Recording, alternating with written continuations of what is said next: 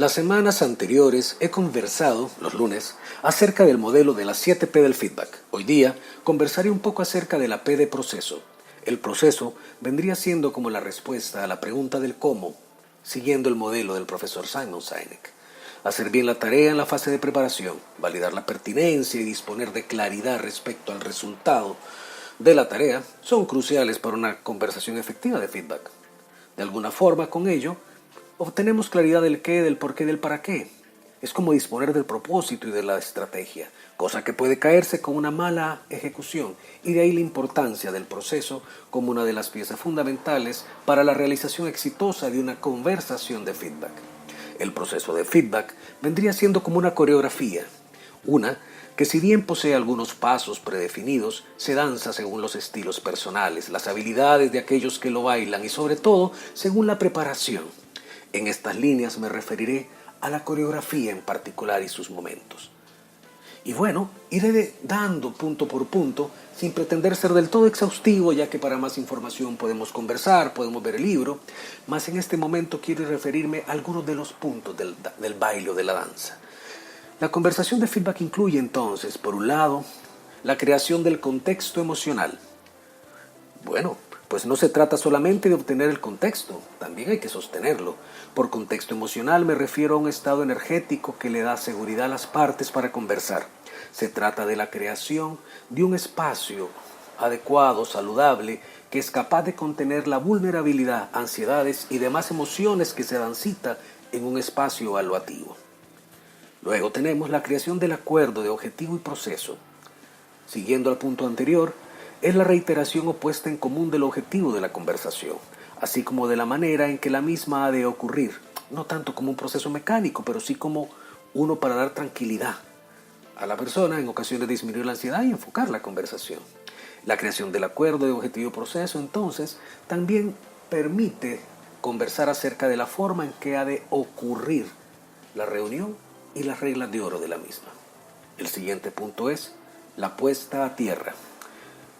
El desempeño es un juicio, un criterio que se emite relativo a la manera en que se ha estado por encima, por debajo o a la par con cierto estándar. Cierto estándar, pues que tendríamos que haber sido establecido anteriormente. Este paso de la coreografía, la puesta a tierra, refiere a compartir y o poner sobre la mesa todos los hechos y datos que son relevantes para la conversación. Es evidente que la calidad, pertinencia y completitud de la información deviene de la impecabilidad de la etapa de preparación. Continuamos con el movimiento o la fase de atención al desempeño. A ver, sea este brecha, paridad o bien holgura. Poner la tierra en el punto anterior implicó además recordar los estándares y acuerdos previos, las conversaciones de desempeño realizadas con anterioridad, en general, todo aquello que encuadraba la conversación. De eso se ocupaba el punto anterior de puesta a tierra. Ahora, el movimiento de atención al desempeño implica comparar lo acordado con los resultados, utilizando las métricas, datos y evidencia que sean necesarios. Continuamos con la fundamentación del caso de desempeño. Hecho lo descrito anteriormente, cosa que quien da el feedback ha hecho por su parte junto al otro, se comparte la valoración del desempeño. No para compartir algo que el otro no sepa o que el que va a dar feedback no sepa porque ha hecho la tarea anteriormente, sino para crear la comprensión conjunta del estatus y juntos moverse a la creación de nuevas posibilidades. En esos casos que exista una brecha, nuevos desafíos cuando se ha logrado con creces y reconocimiento, o una nueva holgura, un nuevo reto, un nuevo trabajo o tarea, cuando los resultados también se acoplan o se adecúan a los estándares establecidos. Posteriormente a la fundamentación del caso de desempeño, conversamos del reconocimiento de caminos de acción.